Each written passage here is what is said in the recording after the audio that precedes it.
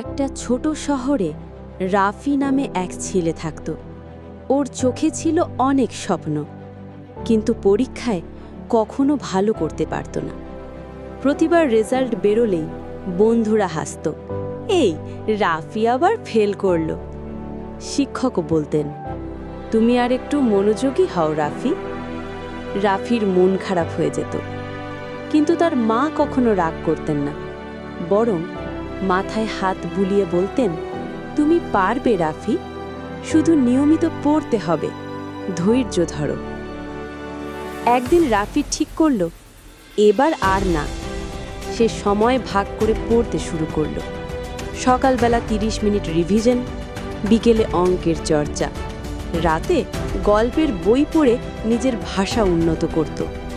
শুরুতে কঠিন লাগত, অনেক সময় মনে হতো আমি কেন এত কষ্ট করছি, কিন্তু রাফি থামল না।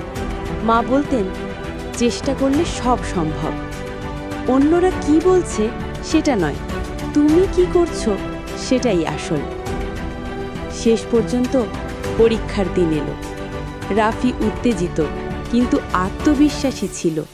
সে হাসি মুখে প্রশ্নের উত্তর দিল, ভয়ে না কাঁপে। কয়েক সপ্তাহ পর রেজাল্ট এলো। রাফি স্কুলের নোটিশ বোর্ডের সামনে দাঁড়ালো। তার চোখ বড় হয়ে গেল। সে তৃতীয় হয়েছে। আগে যে ছেলেটিকে সবাই নিয়ে হাসত, আজ তাকে সবাই বাহাবা দিচ্ছে। বন্ধুরা বলল, রাফি দারুণ করেছ। শিক্ষক বললেন, তোমার এই উন্নতি দেখে আমি গর্বিত। রাফি মাকে জড়িয়ে ধরল। মা চোখ মুছতে মুছতে বললেন, তুমি পারো, তাই তো বলেছিলাম। জীবনে ব্যর্থতা আসবেই, কিন্তু তা মানে এই নয় যে তুমি ব্যর্থ।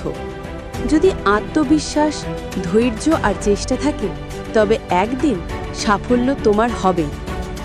বন্ধুরা, এই গল্প থেকে আমরা শিখতে পারি, সফলতার একমাত্র চাবিকাঠি নিজের প্রতি বিশ্বাস আর অবিচল চেষ্টা।